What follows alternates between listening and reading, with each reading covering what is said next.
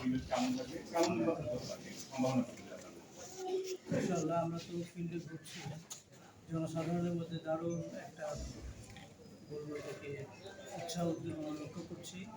সেই উৎসাহ উদ্দীপনার মধ্যে দিয়ে ইনশাআল্লাহ সামনে নির্বাচনে আমরা সুস্থিরভাবে আমরা দেশের মানুষ আমরা আশা করি ইনশাআল্লাহ নির্বাচনকে সমাধান করতে আমি আশা করি ব্যক্তিগতভাবে নির্বাচন অত্যন্ত সুন্দর হবে। আপনার কি পরামর্শ নির্বাচন কমিশনের প্রতি আসবে? সবচেয়ে বড় যে প্রয়োজন সেটা হচ্ছে যে নির্বাচনের লেভেল প্লেয়িং ফিল্ড দরকার।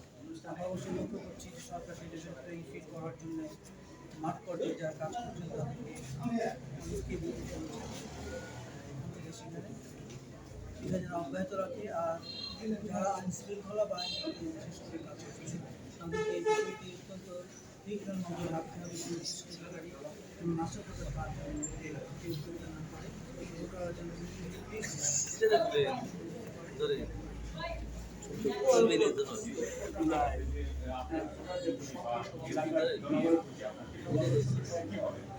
আপনি বাস্তবিক তাদের জন্য কতটা সেবা দিতে পারেন?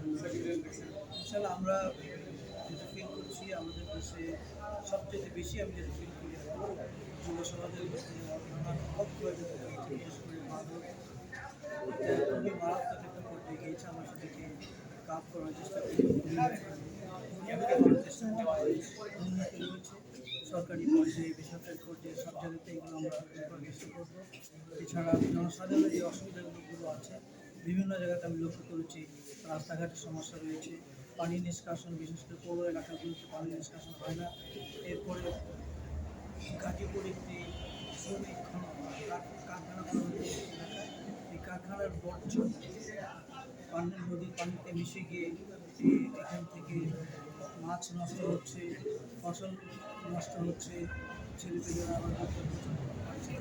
এই বর্জ্যকে কীভাবে থামানো যায় আমি যেটা চিন্তা করছি প্রত্যেকটি কারখানা থেকে প্ল্যান্ট এর মাধ্যমে বর্জ্য বিশুদ্ধকরণের একটা প্ল্যান্ট প্রত্যেক কিসে নিতে হবে, প্রত্যেক কারখানাতে নিতে হবে যাতে করে নদীর পানি বিশুদ্ধ অসুস্থ না হয়ে যায়, নদীর পানি বিশুদ্ধ থাকে। এই প্রচেষ্টা আমি চালাবো।